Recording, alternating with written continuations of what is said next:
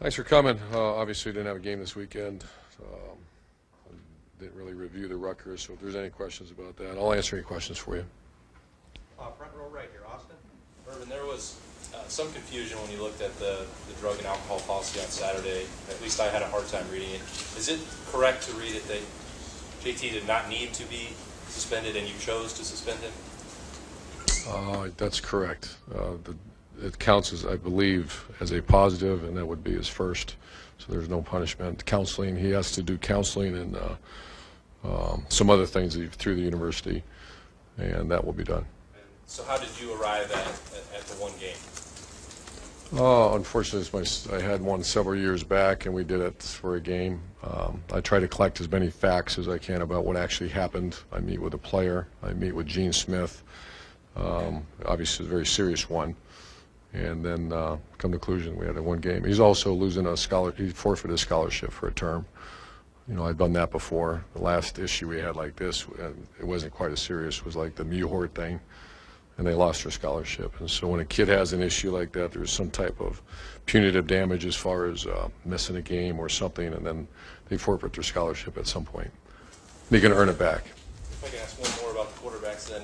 Cardale's been in this situation before to come in, maybe a little bit unexpected as the backup. What's different about maybe your confidence level in him for this start now that he's got 10 under his belt as opposed to Wisconsin? Oh, night and day. Yeah, Cardale's, plus he had a great week of practice last week. He's engaged. He handled everything like a man. He threw for 300 yards a couple weeks ago at a 75% clip. He's 10-0 as a starter. Yeah, it's not even hesitation. Front row middle, Dave. Coach, do you have any type of policy when a player's coming off suspension that he would not start his first game back, or is that up in the air? When JT comes back off suspension, would he be eligible to start right away, or do you have a policy where a player coming off suspension? No, he's if he's good enough and if he's earns that right. I haven't even gone that far yet. And quick question about some of the wide receivers that are banged up: Paris Campbell, Dontre Wilson, Johnny Dixon. Do you expect any of those guys will be able to help with the stretch run? Dontre had a procedure done to his foot. He's questionable for this week. Who's the other one? Paris Campbell is questionable. We'll find out today, more today. Johnny Dixon won't play this week. He has a little micro fracture into his knee right below his patella, so it's going to be a couple more weeks. Back left, Jared. Yeah, Urban, speaking specifically about quarterbacks, you have an opportunity here with Cardale to move back into that role. The red zone production was a concern for you, and obviously Maryland and Penn State, JT assumed that role, did a nice job for you.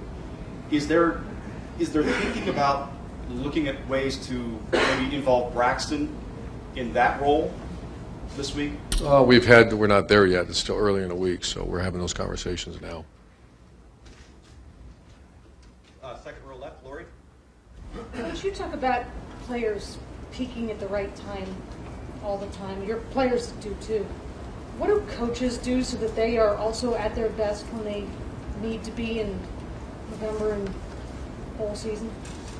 I've never been asked that. That's a great question. I'm not sure. What do coaches do to peak at the right time? Wow.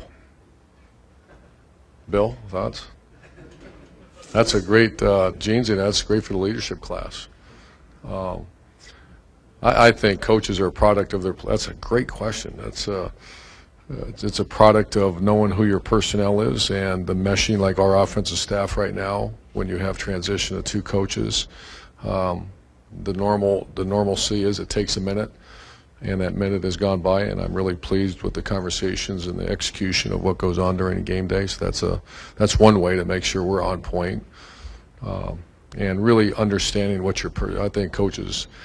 And we've all been there, including our staff, many times where you don't put them in position to do what they can do very well. And that's when I see, like, our defensive staff, they're doing a very good job of doing what guys can do well. Offensive staff, obviously, there's a new wrinkle now. We got a little issue that we're going to spend a lot of time on with the guy said about the red zone. So just getting guys in position to do the right thing, that they can do what their skill sets say they can do. And that takes an incredible amount of time because every player is different. Michigan's been announced announced as a new kickoff matter to you? You like sticking with tradition and Oh, getting yeah. prep for the next Yeah, one? I grew up watching that, and I don't think I'm fine, and we'll worry about this one right now, though. Front row right, Tim. Yeah, Urban. Number one, you were here in '86 or '87 when Earl Bruce had some situations he had to deal with and had to deal with immediately and stuff. As a coach, do you evolve into? You understand nationally, you've gotten some criticism for what went on down in Florida. You've addressed that in the past and stuff. But it seems like since you've been at Ohio State, you've been pretty. I don't know if quick's the right word, but to execute the punishment, etc. Has there been an evolution with you in that regard, or has it always been etched in stone of what happens? This happens. This happens. No, I think Let's put on the fact that obviously we were told that JT was not subject to a suspension based on the school rules. yeah, I've unfortunately read some of the things said about our time down there, and now's not the time to, whether it's exaggerated. I'm seeing these numbers show up that they just keep it growing, and but I'm not, one's too many. But we've been, if you do your homework and research, everybody's been either suspended. The one thing that I look back on, if I've given too many second chances to people, and that my evaluation of that is I'd probably continue to do it, because if decisions aren't made, public opinion, you don't make decisions with people's lives and livelihood. We've done, tried to do the right thing, and here I don't see knock on wood, there hasn't been many, and we act quickly. Gene's been tremendous help for me. Is what do you think, Gene? And it's a very clear conversation, and let's do the right thing. And when it's a core value issue, then it's a really tough situation. When it's a horrible mistake or a mistake, then you try to put some discipline so that mistake's not made again. And but I seek advice from Gene, and like when I was down in Florida, Jeremy, and I think we've done fine. I don't. Now's not to go back. We're moving forward, and disappointed it happened. We did what we did, and we got to move forward. And does JT lose his captaincy? I visited with some older players about that. My initial reaction was he might, and let me just talk to some guys, but it was very strong with the leadership on the team to know. I'm still in my own mind going through that. And as of now, no. And one other thing, Minnesota, obviously they lose Jerry Kill last week. They come within a half a yard. What do you expect from Minnesota on Saturday? I think they played their best game. They were very inspired, played tremendous in that game on both sides of the ball against a very good team. So I think they're an excellent team. They're hitting their stride right now as well. Front row left, Doug. Urban, we know every coach has to deal with off-field stuff like this at times. How do you sort of view drunk driving in the things that happen with players, just the nature of that offense? Well, it's horrible. It's obviously the first thing is make sure no one's hurt and find out exactly what happened. We educate and nonstop about domestic, about alcohol, about drugs. It's out there. I've had to deal with it one other time, I believe, and it was. It's just something that I go right to the administration because I want to find out, make sure we're doing it right by the university first, and then team second, because obviously there's been some horrible things happen with drunk driving. And how does this affect how you view JT Barrett? Tough. He came over my house, and I love JT. I'm not ashamed to say that. He's like a child. He's like one of my favorite guys I've ever got to coach. He's JT's going to have to deal with something that he's never had to deal with. When you say you're too short, you don't run fast enough, and your arm strength's not good, and you're average quarterback, you can deal with that. Just not work it. And it's a little bit like when a coach, you're not a good coach. Okay, we're not a good coach. When they start attacking who you are, especially people who don't know who you are. And I told him that's the toughest thing he'll ever have to deal with, is that now there's some questions who you are.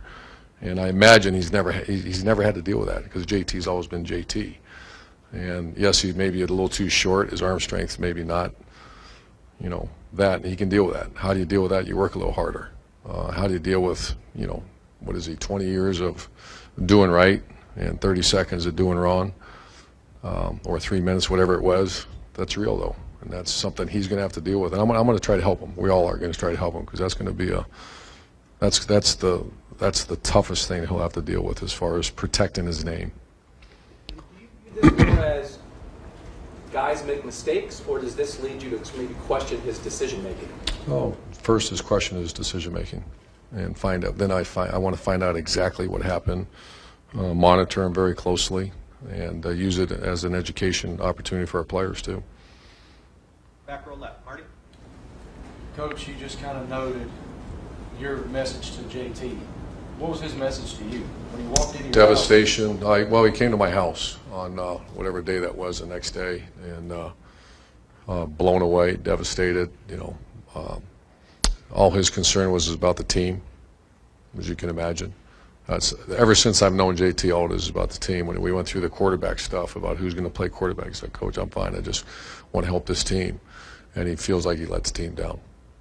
How did you learn the news? A text message at about 6 a.m. on whatever day that was, I guess Saturday morning. How did you react? I told Shelley, I said, and I got up, I actually called the person who texted me, and I said, "Did I read this right?" And then went about the next 6 hours dealing with it. Front row middle. Bill? My questions. JT had the incident last year that was nothing came of it. Does that the combination of that and then this year make you again add to the? Yes, it does. Yeah, I had chats with him about that last year and then this year, and those chats will not discontinue. And also his family involvement, and understands that the starting quarterback at Ohio State, or a quarterback at Ohio State, but all of us, you're held to standards, and decision making, I think, was brought up earlier. And did he have? Did you ask him to give you any explanation for why he did what he did Saturday? Oh, sure. I'm not going to share that with you guys, but yeah, he didn't think he was above the. He felt fine, and I will tell you that he said I didn't even cross my mind because I don't drink much, and I'm not sure now is the place to have that conversation. But yeah, I said, why would you do this? And he said, Coach, it didn't even cross my mind because I didn't have that much, and I was fine, and I was helping someone else out to give him a ride home. He left to give somebody else a ride? Yes. And Cardale was the one who he was released to Cardale's care. Was Cardale with him at No. the time? So Cardale came and picked him up. Yes. Last couple of questions. Far right, Clay? That was it, about you know more about the circumstance. Does that speak to their friendship? That Cardell and JT? Yeah, that's obviously they're very close. And last question. Ari? Coach, you mentioned that you haven't had discussion yet about Braxton's role, but A, is he healthy enough to assume that role if you guys feel like you might need him, even if he's a backup? And who in your mind right now, if something were to happen to Cardale, is Braxton your guy at quarterback, or do you go to one of the other guys? As of right now, it'd be Braxton. We're right in the middle of those conversations. But there's no question that he's our number 2 quarterback. So when he's been involved in just the progression of learning the wide receiver position, would it be very hard for him to get back into the swing of things? Was he going to work out quarterback in practice? I think almost every game he has a package of quarterback play, and so as far as the mechanics of getting to play, we're at home too, which is good. Getting to play to the it's not just running around the end. It's getting everybody lined up, getting to play, getting the formation and all that. And that's the things when you try to say, hey, let's Zeke do some direct snaps. That's hard. You remember last year we did that to Jalen as well. Braxton, it's no issue. It's just a matter of fact, he can throw. How prepared is he to throw? So we're going to work that this week as well and get him ready to go. Coach, Thank you. All right, folks, we'll work on the assistant coaches, player schedule. I know Monday's typically their off day. We typically have